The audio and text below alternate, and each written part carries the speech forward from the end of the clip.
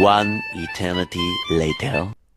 Dear भाई लोग, I am back. तो वीडियो शुरू करने से पहले भाई लोग तुम लोगों से मुझको एक रिक्वेस्ट करनी थी कि आप लोगों को अगर मुझको थोड़ा सा एक्स्ट्रा प्यार दिखाना हो तो इस यूपीआई आईडी पे दिखा दीजिए, क्योंकि मुझे इस समय बहुत ही ज्यादा जरूरत है। तो प्लीज ये बात किसी और को मत बताना, और हाँ, गाली तो बिल्कुल भी मुझको मत देना, क्योंकि तुम सब अपने ही भाई हो यार। तुम लोगों से सपोर्ट नहीं मांगूंगा तो किससे मांगूंगा। तो ज्यादा बकवास ना करते हुए चलिए चलते हैं मांगा की दुनिया में। तो जैसा कि हम लोगों ने पिछले एपिसोड में देखा था कि अपना एमसी यानी कि किम इस होली नाइट और इस छोटी गर्ल को, जो कि नन की कैंडिडेट है, इन दोनों को जिंदा छोड़ने के बाद इन मॉन्स्टर्स के पास आ करके इन मॉन्स्टर की ओर देखते हुए एक डेविल सी हंसी देते हुए कहा था अब मेरे लिए एक लजीज भोजन का इंतजाम हो चुका है। तो अब आगे हमें इस घटना के 6 साल के बाद इवरमाइन किंगडम, जो कि ड्वार्फ्स की कंट्री है, वहाँ का सीन दिखाया जाता है, जहाँ की ये छोटा ड्वार्फ भाषण देते हुए कह रहा होता है, चिच्चा लोग, भैया लोग, भौजी लोग, हमरा के वोट दिहले के खातिर आप लोगों के धन्यवाद। तो आप लोगों के इस तरह के प्यार और सपोर्ट की वजह से मैं इस एवरमाइन किंगडम को डेमोक्रेटिक किंगडम बनाने में जुड़ा रहूंगा।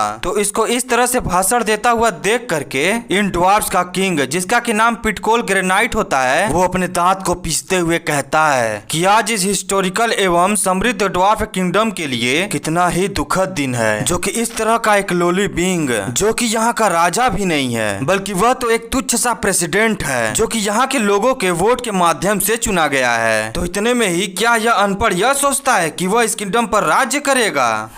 अब मैं ध्यान से अपनी जनता को देखूं और सोचूं तो मुझे जहाँ तक लगता है कि इसके पीछे कोई और है, जो कि इन सारे गंदे कामों को अंजाम दे रहा है। यदि अगर ऐसा नहीं होता तो मुझे पूरा विश्वास है कि मेरी जनता कभी इस प्रकार की हरकतें करती ही नहीं। इतना कहने के बाद इन ड्वार्फ्स का किंग जोश में आते हुए कहता है, मैं ही वह अकेला हूँ जो कि इस राज्य को इस संकट से बचा सकता है। इतना संकल्प लेने के बाद पीछे मुड़ते हुए यहाँ का किंग कहता है, क्या बाहर कोई है? अगर कोई है तो जल्द से जल्द प्रिपरेशन स्टार्ट करो, क्योंकि हम लोगों को अपने सहयोगी नेशन ग्रैंड कॉन्टिनेंट किंगडम की यात्रा के लिए निकलना है। पर बाहर से कुछ रिस्पॉन्स ना आता हुआ देख करके इन ड्वार्फ्स का किंग गुस्से में दांत को पीसते हुए कहता है, ये शक्तियाँ जो कि सदियों से हमारे हाथों में थीं, अब ये सोचना कि इन 6 महीनों में ही अब ये शक्तियाँ हमारे हाथों से निकलती हुई जा रही हैं। अभी यह इतना सोच ही रहा होता है कि तभी कोई दरवाजा खोल देता है, जिसकी वजह से इन ड्वार्फ्स का किंग खुश हो जाता है और खुश होते हुए कहता है, यस, लगता है कोई तो है जो कि अभी भी अपने किंग को सर्व करना चाहता है। पर जैसे ही पूरा दरवाजा खुलता है और अपना एमसी यानी कि किम एंट्री लेता है, जिसको कि देख करके इस किंग की फट जाती है। पर तभी अपना एमसी इस ड्वार्फ के किंग को देखते हुए कहता है, फाइनली मैंने ढूंढ लिया इस सेकंड हेड को। अपने एमसी को इस तरह से बोलता हुआ देख करके यह किंग डरते हुए कहता है, तुम कौन हो? तुम अपने आप को क्या समझते हो और यहाँ पे तुम कैसे आ गए? अभी यह इतना बोल ही रहा होता कि तभी हम लोग को दिखाया जाता है कि इसका सर उल्टा होकर के जमीन की ओर गिर रहा होता है। तो इससे तुम लोग अंदाजा तो लगा ही सकते हो कि इसके साथ क्या ही हुआ होगा। इसके बाद अब हमारा सीन शिफ्ट होकर के ग्रैंड कॉन्टिनेंट किंगडम के किंग के ऑफिस का सीन दिखाया जाता है, जहाँ की अपना एमसी एक बैडस सी एंट्री लेते हुए एक थैले को सामने करते हुए कहता है, क्या तुमको सच में लगता है कि यह बकवास सच्ची में काम करेगा? तो इसका रिप्लाई देते हुए यहाँ का किंग, मे बी यह शायद यहाँ का किंग है या नहीं, मुझको तो नहीं पता, लेकिन फिर भी मैं इसको किंग ही मान के चल रहा हूँ। तो ये कहता है, इस कार्य को पहले ही गॉडेस के द्वारा वेरीफाइड किया जा चुका है। उन्होंने पहले ही कहा था कि वहाँ का किंग और प्रेसिडेंट दोनों स्पष्ट रूप से अलग अलग पर्सनालिटी के हैं। तो यह सुन करके अपना किम वहाँ के लोगों के बारे में सोचते हुए कहता है, अब मैं जब इसके बारे में सोचता हूँ तो मुझे ऐसा लगता है कि ब्रेन वॉश करने की क्षमता काफी विकसित हो चुकी है। इतना सुनने के बाद यहाँ का किंग थोड़ा चिंता जताते हुए कहता है, तो इसका मतलब यह है कि यह सिद्ध हो चुका है कि यह तो कार्य करेगा ही करेगा। और हाँ, मैंने यह भी सुना कि आपने दूसरा सिर भी प्राप्त कर लिया है और एक्सपेरिमेंट के रिजल्ट भी अच्छे आए हैं, लेकिन फिर भी एक समस्या है भाई। क्या तुमने कभी पोर्टी स्टील के बारे में सुना है? हाँ, यह उन्हीं नेशन में से एक है जो कि ग्रैंड कॉन्टिनेंट किंगडम के डिक्टेटरशिप के अगेंस्ट रजिस्ट कर रहे हैं। और हाँ, वह एकमात्र एक ऐसा कंट्री है जहाँ की एंटी एयर डिफेंस के लिए पेशकश की गई है। और ऐसा इसलिए किया गया है क्योंकि वहाँ की जियोग्राफिकल संरचना ही ऐसी है, जिस वजह से वहाँ पर युद्ध के दौरान सप्लाई की पूर्ति बहुत ही आसानी से की जा सकती है, क्योंकि वहाँ पर ट्रेडिंग करना बहुत ही आसान है। लेकिन अभी उन्हीं के किंगडम के द्वारा, जो कि पहले कभी उन्हीं का पार्ट हुआ करता था, जिसका कि नाम अल्फैप्लूम किंगडम है, इन्हीं के द्वारा पोर्टेस्टिल के इंटीरियर डिफेंस को नष्ट कर दिया गया है, जिस वजह से अभी पोर्टेस्टिल बहुत ही वीक हो गया है। क्योंकि इंटीरियर डिफेंस के नष्ट हो जाने के कारण वहाँ पर अभी मॉन्स्टरों ने हमला कर दिया है, और इन मॉन्स्टरों द्वारा हमला किए जाने की वजह से वहाँ पर उपस्थित एक बड़ी विद्रोही पार्टी ने रैम्पेज मचाना शुरू कर दिया है। वैसे हमारा किंगडम भी पहले से ही अनस्टेबल था, जो कि अभी भी अनस्टेबल है, और इसी में कहीं गलती से भी पोर्टेस्टिल भी फॉल्स में चला गया तो यह हमारे लिए बहुत ही बुरा होगा। तो तुम इसमें मेरी मदद करोगे है ना? तो इसका रिप्लाई देते हुए अपना एमसी यानी कि किम कहता है, तो बताओ तुम मुझसे कैसी हेल्प चाहते हो? तुम क्या टेम्परेरी सोल्यूशन चाहते हो या फिर परमानेंट सोल्यूशन चाहते हो? तो यह सुनने के बाद यह पीले बालों वाला थोड़ा खुश होते हुए कहता है, ओह रियली? क्या तुम उन लोगों को परमानेंटली शांत कर सकते हो? यह तो सुनने में कितना ही अच्छा लग रहा है। लेकिन एक मिनट, परमानेंट सोल्यूशन से तुम्हारा मतलब क्या है? तो इस पर अपना एमसी एक बैडा सा लुक देते हुए कहता है, मेरे कहने का मतलब यह है कि फिर कभी तुम पोर्टेस्टिल को मैप पर भी नहीं ढूंढ पाओगे, और मे भी ऐसा भी हो सकता है कि उस जगह पर दशकों लग जाएं कि फिर से सिविलाइजेशन उस लैंड को रिबिल्ड करे। तो अपने एमसी का ऐसा जवाब सुनने के बाद यह पीले बालों वाला घबराते हुए हाथ जोड़ते हुए कहता है, तो तुम प्लीज टेम्परेरी सोल्यूशन के साथ ही जाओ। तो अब हमें कुछ दिन के बाद पोर्टेस्टिल का सीन दिखाया जाता है, जहाँ की नेवी ऑफिसर केंद्रा अम्बेकर किसी का वेट करते हुए मन में सोच रही होती है। आज ग्रेट कॉन्टीन के लॉर्ड प्रोटेक्टर यहाँ इंस्पेक्शन के लिए आ रहे हैं, तो इसलिए मुझे अपना बेस्ट देना होगा। तो प्लीज आज कोई प्रॉब्लम ना खड़ी हो जाए। अभी यह इतना सोच ही रही होती है कि तभी अपना एमसी उड़ते हुए यहाँ आकर के एंट्री मारता है। तो इसको इस तरह से एंट्री मारता हुआ देख करके यह मन में सोचती है, मैंने एक अफवाह सुनी थी कि ये किसी भी चीज का रूप धारण कर सकते हैं, और आज इनको इस तरह से देख करके मुझे लगता है कि वो अफवाह सही है। और फिर अपने ख्यालों से बाहर आते हुए थोड़ा घबराते हुए कहती है, थैंक यू सर किंग जो आप यहाँ पर आए। मेरा नाम केंद्रा अम्बेकर है और मैं अभी पोर्टेस्टिल को रिप्रेजेंट कर रही हूँ, जिस वजह से मैं पूरे पोर्टेस्टिल की तरफ से आपका वेलकम करती हूँ। अभी यह इतना बोल ही रही होती है कि तभी एक चोगे पहने हुआ व्यक्ति वहाँ पर एंट्री मारते हुए चिल्ला करके कहता है, वल्लह हबीबी आज आई एम फटती। इतना कहने के बाद शाहरुख खान के पोज में आते हुए अपने दोनों दिखाते हुए बम दिखाते हुए चिल्लाते हुए कहता है, तुम सब भाड़ में जाओ एम्पायर्स के कुत्तों, मैं आज तुम सबको मार डालूंगा। अभी यह इतना बोल ही रहा होता है कि तभी अपना एमसी अपने पंख को फ्लिक करता है, जिसकी वजह से बम पे लगी चिंगारी बुझ जाती है। तो अपने बम पे लगे चिंगारी को बुझता हुआ देख करके यह बम वाला पर्सन कहता है, बास्टर्ड मुझे इसे फिर से जलाना होगा। लेकिन अब की पारी अपना एमसी उसका हाथ ही पकड़ लेता है, और इतनी जोर से पकड़ता है कि उसकी चीखें निकल जाती हैं। और हमेशा की तरह यहाँ भी पुलिस लेट आती है, और लेट आने के बाद कहती है, हम देर में आए इसके लिए हम आपसे माफी मांगते हैं। तो क्या सर किम आप ठीक हैं? यह सुनने के बाद अपना किम तिरछी निगाह से देखते हुए कहता है, इसको पकड़ो और इंट्रोगेशन रूम में लेके आओ। तो अब हमें इंट्रोगेशन रूम का दिखाया जाता है, जहाँ की ये दोनों बैठे होते हैं। तभी अपना एमसी यानी कि किम इससे पूछता है, अच्छा तुम मुझे ये बताओ कि ये तुम्हें डायनामाइट कहाँ से मिला? क्या ये सब तुमको विद्रोही आर्मी वालों ने दिया? तो इसका जवाब देते हुए ये बम वाला पर्सन फुल एटीट्यूड में थूकते हुए कहता है, अबे जान पे मुझे तेरे को कुछ नहीं बताना है। तो इसका इस तरह से जवाब सुनने के बाद अपना एमसी खड़ा होते हुए कहता है, मुझे फर्क नहीं पड़ता अगर तू मुझे कुछ बताएगा भी या नहीं। और फिर अपने आप को किसी चीज में ट्रांसफर करने लगता है, जिस वजह से इस बम वाले पर्सन की फटने लगती है, और घबराते हुए कहता है कि क्या तुम क्या करने की सोच रहे हो? मैं तुमसे एक बार फिर से कह रहा हूँ कि मैं तुम्हें कुछ नहीं बताऊंगा। और फिर कुछ ऐसा देख लेता है जिसकी वजह से इसकी पूरी की पूरी फट जाती है। इसके बाद सिर्फ हमें चिल्लाने की आवाज आती है। तो इसे तुम लोग अंदाजा लगा ही सकते हो भाई लोग कि इसके साथ क्या ही हुआ होगा। इसके बाद हमें उसी इंटरोगेशन रूम के बाहर खड़े किसी पर्सन को दिखाया जाता है, जिससे कि आकर के केंद्रा पूछती है, एक्सक्यूज मी मैं अल्फैप्लूम नेवी की मेजर केंद्रा हूँ। मैंने सुना कि सर किम ने नेवी से एक सहयोगी के लिए कहा है। तो इस पर यह मास्क वाला पर्सन गेट खोलते हुए कहता है, मिस आप इतना टेंशन नहीं आइए मत क्योंकि मैं तो बस एक नॉर्मल सा मैसेंजर हूँ, प्लीज आप अंदर जाइए। तो इसकी ऐसी बात सुन करके केंद्रा थोड़ा सा नर्वस होते हुए मन में सोचती है, लेकिन वह कहीं से नॉर्मल तो नहीं दिख रहा है। और फिर अंदर जाते हुए कहती है, ग्रीटिंग सर किम, मैं अल्फाप्लूम नेवी की मेजर केंद्रा हूँ, जो अभी कुछ देर पहले आपसे मिली थी। मैं यहाँ इसलिए आई हूँ क्योंकि मैंने सुना कि आपने एक सहयोगी के लिए रिक्वेस्ट किया है। और फिर जब सामने की तरफ ध्यान से देखती है तो चौंकते हुए पूछती है, सर आप तो टेररिस्ट पूछताछ कर रहे थे ना, पर वो है कहाँ पे? तो अब हम देखते हैं अपनी किम को, जो कि उसको फुल मजे में खाने के बाद अपने आप को नॉर्मल करते हुए इससे कहता है, क्या तुम क्रिम्सन फिनविल को जानती हो? तो इस पर केंद्रा रिप्लाई देते हुए कहती है, हाँ मैं उसके बारे में जानती हूँ। और मन में सोचती है, पर मैं तो जहाँ तक जानती हूँ यह तो शहर में स्थित एक बार का नाम है। अभी इससे ज्यादा कुछ कह पाती कि तभी किम पीछे मुड़ते हुए कहता है, मुझे वहाँ पर लेके चलो। तो इस पर रिप्लाई देते हुए केंद्रा घबराते हुए कहती है, यस सर। अरे यार मुझे इस लड़की का कुछ समझ ही नहीं आ रहा है, जब भी ये किसी से बात कर रही है सिर्फ नर्वस रह रही है, पता नहीं इसको कौन मेजर बना दिया है। तो अब हम देखते हैं अपने एमसी को, जो कि मन में सोच रहा होता है, जरूर कोई ना कोई इस पोर्टिस्टिल के विद्रोहियों के पीछे छुपा हुआ है। खैर मैंने अभी अभी जिस कम रैंकिंग वाले विद्रोही को खाया है उसके आधार पर मैं कुछ नहीं पता कर सकता। उफ,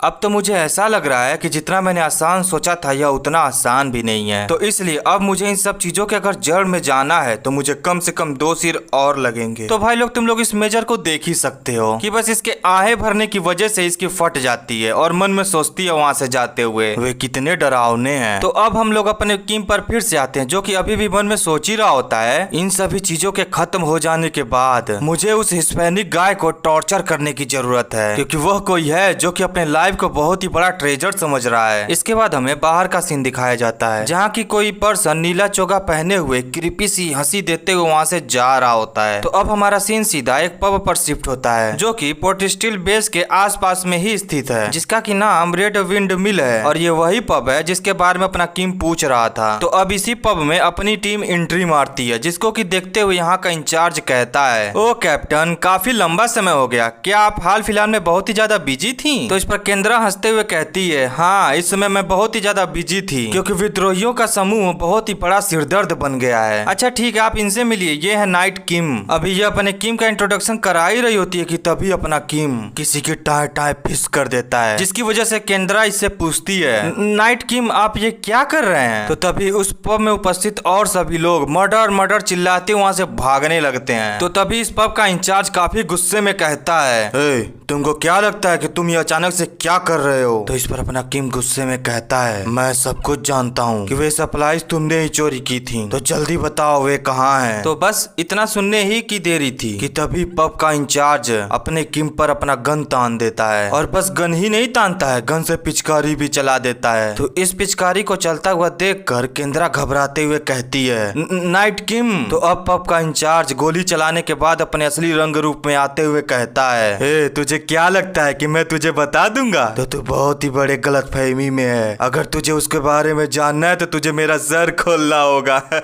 यह इसलिए इतनी चोट में बोल रहा होता है क्योंकि इसको लग रहा था कि किम मर गया है, पर तभी जब ध्यान से देखता है अपने किम को, जो कि उस बंदूक की पिचकारी को अपने दांतों से ही पकड़े हुए होता है, जिस वजह से इसकी फट जाती है। तो अपना किम कहता है, ठीक है, और बस इतना कहने के बाद उसके सर को पकड़ के उठा के दीवार में पटक देता है, जिस वजह से दीवार भी टूट जाती है। और दीवार टूटने की वजह से पीछे एक और पैसेज खुल जाता है, जिस वजह से चोगे पहने हुआ पर्सन कहता है, क्या यह कोई सीक्रेट पैसेज है? और फिर इतना कहने के बाद अपने किम से कहता है, यदि आपने इन सारी चीजों को मुझ पर छोड़ दिया होता तो हम और भी स्मार्टली तरीके से इसके बारे में पता कर सकते थे। तो अपना किम कहता है, इतना टाइम किसके पास है? यही एक फास्टर तरीका था इन सारी चीजों को ढूंढने के लिए। और इन सारी चीजों को देखने के बाद पीछे अपनी केंद्रा सोच रही होती है, सीक्रेट पैसेज? क्या ऐसे भी कोई चीज इस पब में छुपी हुई थी? हमें तो पता ही नहीं था। इतना सोचने के बाद ये भी उन दोनों के साथ उस सीक्रेट पैसेज से नीचे जाने लगती है, और नीचे जाने के बाद एक मार्क को देखते हुए कहती है, ये सप्लाईज तो हमारे बेस की हैं, क्योंकि यह मार्क तो हमारी नेवी का है, तो इसका मतलब तो यही हुआ कि हमारी आर्मी में ही कोई गद्दार है। इतना सोचने के बाद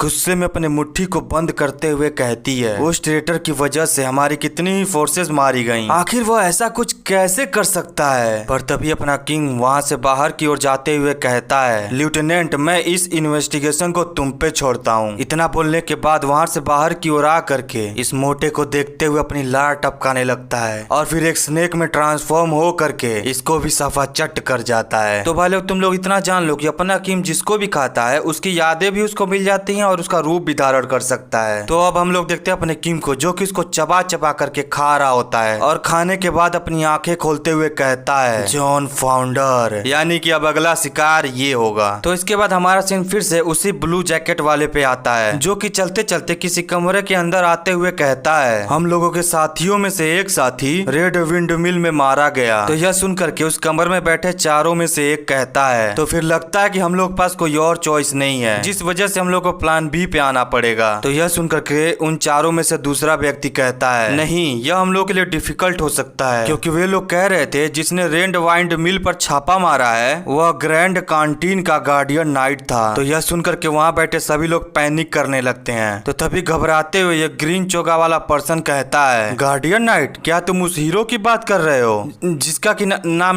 नाइट किम है? लेकिन ऐसा कोई व्यक्ति यहाँ पर क्यों आएगा? अभी ये लोग ऐसी बातें कर ही रहे होते हैं कि तभी ये ब्लू चोगा वाला पर्सन वहाँ एंट्री मारते हुए कहता है मैं तुम लोगों की मीटिंग को इंटरप्ट करने के लिए पहले ही माफी मांगता हूँ। तो अब हम लोग को इसके बारे में बताया जाता है यह इंसान और मंकी का हाइब्रिड है जिसका कि नाम जॉन फाउंडर है। तो तुम लोग समझ ही गए होगे कि अपना किम किसको ढूंढना चाह रहा है। तो अब ये मंकी रेड लिक्विड से भरे जार को इन लोगों को दिखाते हुए कहता है यह बड़ी मुश्किल से मिला है। इस रेड लिक्विड को इसके पास देख करके ये सभी के सभी खुश हो जाते हैं और इसी खुशी में ये हरा वाला बंदा कहता है नो वे, पहले हम लोग इसी चीज के बारे में बात कर रहे थे, अगर ये काश हम लोगों के पास होता तो यह सुनकर के यह बंदर कहता है हाँ बिल्कुल, यह वही ब्रिज हेड है जिसकी वजह से हम लोग एडवांस कर लेंगे। तो यह सुनकर के वे सभी चिल्लाते हुए कहते हैं हाँ बिल्कुल, इसकी वजह से हम लोग शायद उस गार्डियन नाइट को भी डिफीट कर देंगे। अब ये लोग खुशियां मना ही रहे होते हैं कि तभी यह मोटा वहाँ पे आते हुए कहता है अब जा करके मुझको शांति मिली। तो तुम लोग इस मोटे को देख करके इतना तो अंदाजा लगा ही सकते हो कि यह कौन है, क्योंकि मैंने कुछ देर पहले ही तुम लोग को बताया था कि अपना किम जिसको खाता है उसका रूप भी ले सकता है और उसकी यादें भी पढ़ सकता है। तभी इसको वहाँ पर जिंदा आता हुआ देख करके इन लोगों में से कोई एक कहता है सफलर कमांडर, इम्पॉसिबल, क्या अभी तक आप जिंदा हैं? पर कैसे? तो ये मोटा रिप्लाई देते हुए कहता है बेसिकली मैं बस लकी था जिसकी वजह से मैं वहाँ से किसी तरह से बच के निकल गया। इतना कहने के बाद इस बंदर से पूछता है फाउंडर कॉमरेड, क्या यह प्रोडक्ट बहुत ही ज्यादा पावरफुल है? तो इस पर यह बंदर कहता है हाँ यह बहुत ही ज्यादा पावरफुल है, क्योंकि यह वही है जो कि हम लोग की सिविलाइजेशन को आगे बढ़ाएगा।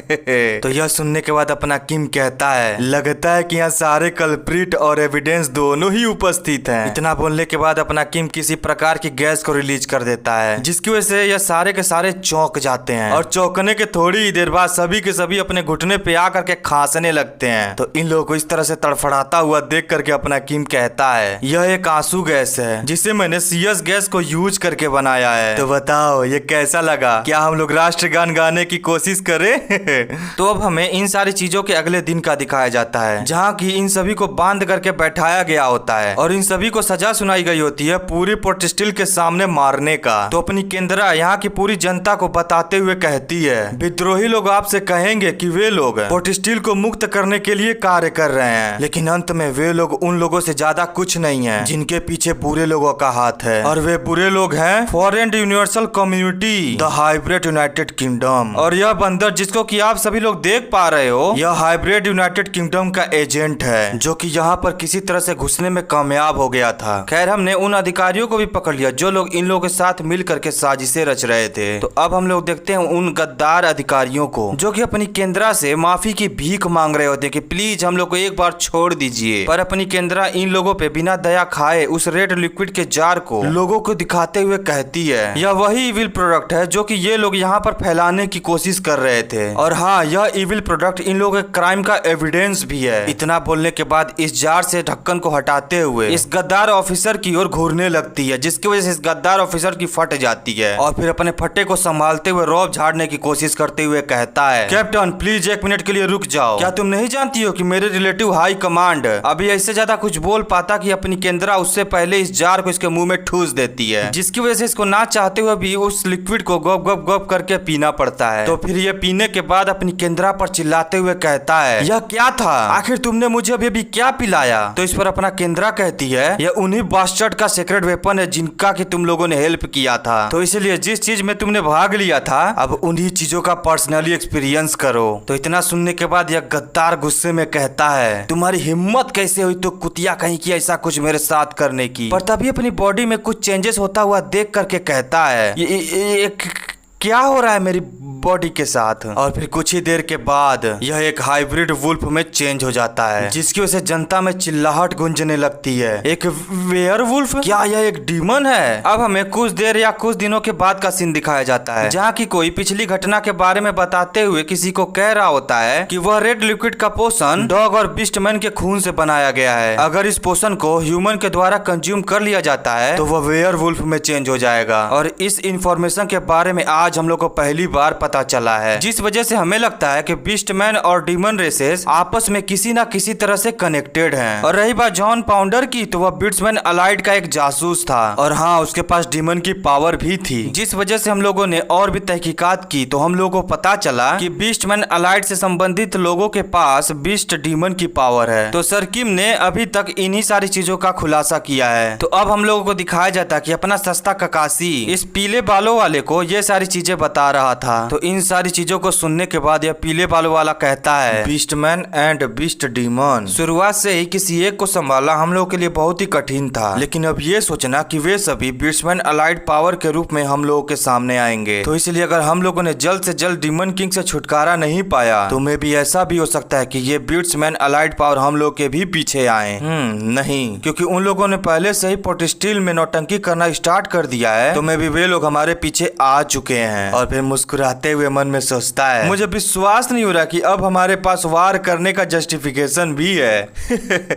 उस मॉन्स्टर ने आखिरकार कुछ लोगों को खाने के बाद अब की बार बहुत ही बढ़िया काम किया है। इतना सोचने के बाद सामने वाले से कहता है, द बीस्टमैन अलाइड पावर और फुललैंड यूनिवर्सल कम्युनिटी, ये लोग पहले से डिटरमाइंड है कि ये लोग डीमन किंग को ही सर्व करेंगे। तो इसलिए आज मैं इन लोगों के खिलाफ युद्ध की घोषणा करता हूँ। इसके बाद अगले दिन की शुरुआत जमीन पर खड़ी हुई बहुत ही बड़ी बड़ी विशालकाय बैटलशिप से होती है, जिसे देखते हुए अपना किम कहता है, ये क्या है, यह तो एक बैटलशिप है। तो इस पर यह पीलो बालों वाला कहता है, नहीं, यह बस बैटलशिप नहीं है, ये उससे भी ज्यादा कुछ इनक्रेडिबल है, क्योंकि यह जमीन पर भी ट्रेवल करने में सक्षम है। तो यह सुनने के बाद अपना किम कहता है, ओह अच्छा, यानी तब यह एक कछुए की तरह है, या फिर मैं ऐसा कहूँ कि आप जमीन पर व्हाइट शार्क की आर्मी तैयार करना चाहते हैं। तो इसकी इस तरह की बातें सुनने के बाद यह पीले बालों वाला थोड़ा चिढ़ते हुए कहता है, वेट, तुम किस बारे में बात कर रहे हो, क्योंकि शार्क तो कभी भी जमीन पर चल ही नहीं सकती। तो बस ये बात बोल करके यह अपनी बातों में फंस जाता है, जिसकी वजह से किम कहता है, तो फिर तुम मुझे ये बताओ इस बैटलशिप का क्या। तो इसका रिप्लाई देते हुए ये थोड़ा शर्मिंदगी महसूस करते हुए कहता है, हे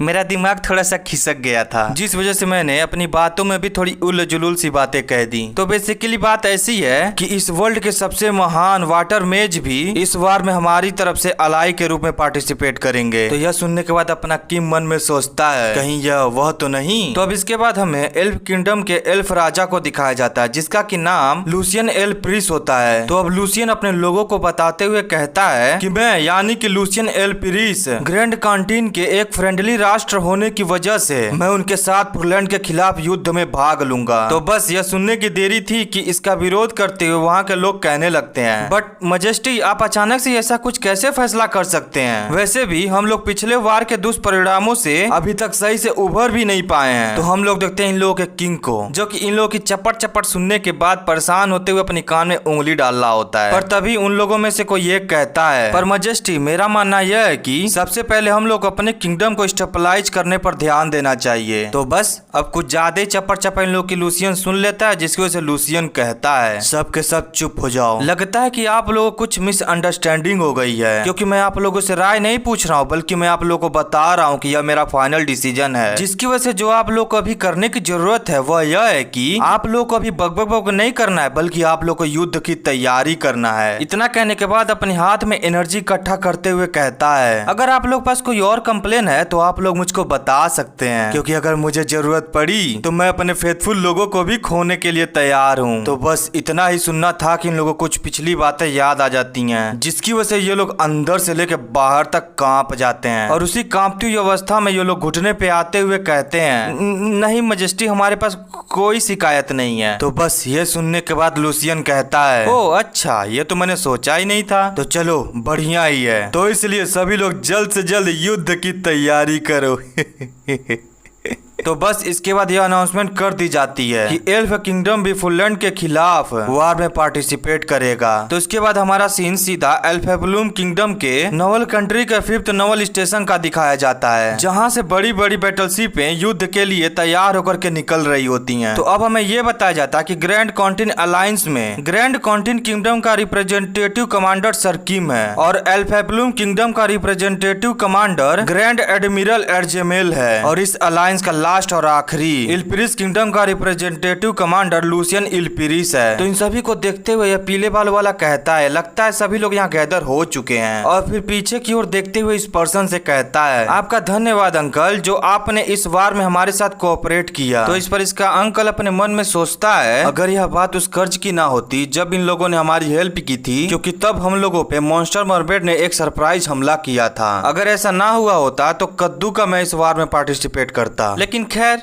मैं शायद तब भी मना नहीं कर पाता, क्योंकि ग्रैंड कैंटीन अब बहुत ही ज्यादा पावरफुल हो गया है, जिस वजह से मुझे ना चाहते हुए भी इस बार में पार्टिसिपेट करना ही पड़ता। तो अब हम लोगों को इसके बारे में बताया जाता है कि ये एल्फेब्लूम किंगडम का राजा लियोन एल्फेब्लूम है। तो अब लियोन अपने भतीजे से कहता है, वैसे हम लोग यहाँ से बीस्टमैन अलाइड पावर पर कैसे हमला करेंगे, क्योंकि यदि हम लोग को समुद्री मार्ग से ही जाना था तो हमारे पास इससे भी ज्यादा करीब बंदरगाह तो थे ही, तो फिर यहाँ से क्यों। तो इसका रिप्लाई देते हुए यह पीले बालों वाला कहता है, तो भाई लोग अगर तुम लोग को इसका नाम पता हो तो प्लीज कमेंट में बता दो, क्योंकि मैं इसका नाम भूल चुका हूँ। तो फिर ये कहता है, अगर हम लोग समुद्र के रास्ते से जाते हैं तो हमें एक लंबा चक्कर लगाना होगा, है ना, लेकिन हम तो यहाँ से सीधे उनके कैपिटल में ही जाएंगे, जिस वजह से हमें ज्यादा समय नहीं लगेगा। तो इसका ऐसा जवाब सुनकर लियोन थोड़ा कंफ्यूजन में पूछता है, क्या हम लोग पहाड़ों के रास्ते से जा रहे हैं? अगर हम लोग पहाड़ों के रास्ते से जा ही रहे हैं तो फिर इन बैटलशिप्स को हम लोग यहाँ पर क्यों लाए हैं? तो इस पर ग्रैंड कॉन्टीन का किंग रिप्लाई देते हुए कहता है, क्योंकि हम लोग उन बैटलशिप्स के साथ ही माउंटेन्स को पार करेंगे। तो इसकी ऐसी बेतुकी बातें सुनने के बाद लियोन कहता है, खैर कोई भी कहता, क्योंकि बैटलशिप जमीन पर थोड़े ही चलती हैं। तो फिर ये कहता है, क्या तुमने आज कुछ अजीबोगरीब चीज खा ली थी क्या,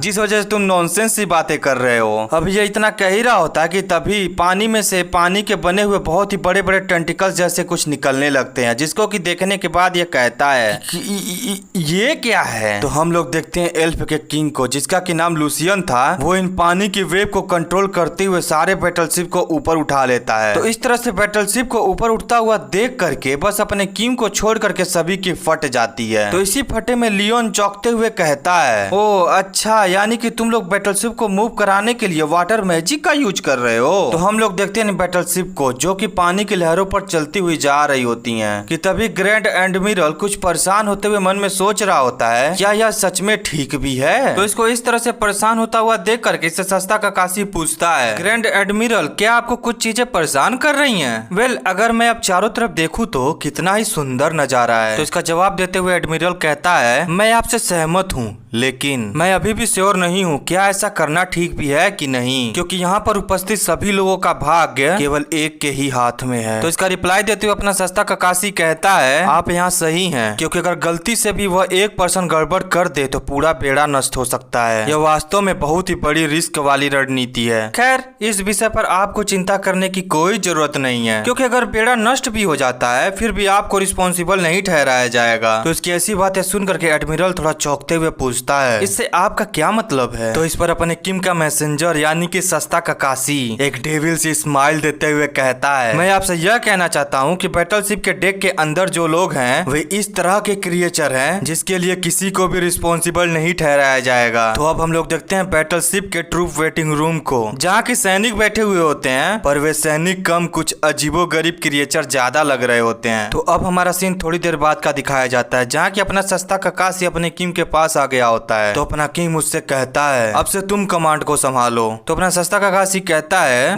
माफ करिएगा मैं कुछ समझा नहीं। तो इस पर अपना किंग अपने आप को बर्ड में चेंज करते हुए इससे कहता है मैं तुमको हमारे नीचे के लोगों का कमांड संभालने को कह रहा हूँ, क्योंकि मैं और सारी चीजें खुद से करने में ज्यादा कंफर्टेबल हूँ, तो इसलिए ये काम तुम संभालो। तो इस पर अपना सस्ता ककाशी थोड़ा परेशान होते हुए पूछता है रुकिए सर किम, लेकिन आप जा कहाँ रहे हैं? वैसे आप ऐसा कुछ मेरे मत्थे कैसे छोड़ के जा सकते हैं, क्योंकि मैं तो बस एक गरीब सा छोटा सा मैसेंजर हूँ, तो इन लोगों को कमांड मैं कैसे कर सकता हूँ? पर अपना किंग इसकी एक बात पर भी ध्यान ना देते हुए वहाँ से उड़ते हुए रफू चक्कर हो जाता है। तो इसको इस तरह से वहाँ से रफू चक्कर होता हुआ देख करके ये सस्ता ककाशी अपने मन में सोचता है मेरे रिटायरमेंट का प्लान मेरी आंखों के सामने ही चूर चूर होता हुआ मुझे नजर आ रहा है, और ये सब हो रहा है बस इसी आदमी की वजह से। तो इसके बाद हम लोग अपने किंग को देखते हैं जो कि चील बन के उड़ते हुए कहीं जा रहा होता है, कि तभी इसकी नजर एक बीस्टमैन पर पड़ती है जो कि कहीं लेटर लेकर के जा रहा होता है, कि तभी अपना किंग उसके हाथों में से उस लेटर को सुई से करते हुए लेकर के उड़ जाता है और एक पेड़ पर आकर के बैठ करके उसको खोल करके पढ़ने लगता है। क्या यह लेटर ग्रैंड कॉन्टीन किंगडम के वार के डिक्लेरेशन के संबंधित है? पर यह लेटर तो सारफेंग की ओर जा रहा है, लेकिन यह सारफेंग है कहाँ? कहीं अलाइड हाइब्रिड नेशन की राजधानी सारफेंग तो नहीं ना है? अभी यह इतनी सारी चीजें कंफ्यूजन में सोच ही रहा होता है कि तभी वह बीस्टमैन जिसके की हाथ में लेटर था वो आकर के इस पेड़ को तोड़ देता है, जिस वजह से अपने किम को ना चाहते हुए भी हवा में उड़ना पड़ता है। तो इसको इस तरह से उड़ता हुआ देख करके वह बीस्टमैन इससे कहता है ओह अच्छा, यानी कि तुम एक बर्ड हाइब्रिड हो, लेकिन तू कौन है बास्टर और तुम्हारी हिम्मत कैसे हो इस लेटर को छू? अभी यह बेचारा अपनी बात को पूरी भी नहीं कर पाता है कि उससे पहले ही अपना किम इसकी मुंडी को उड़ा देता है। तो बस आज के लिए इतना ही, मिलते हैं किसी और एपिसोड में, तब तक के लिए बाय बाय।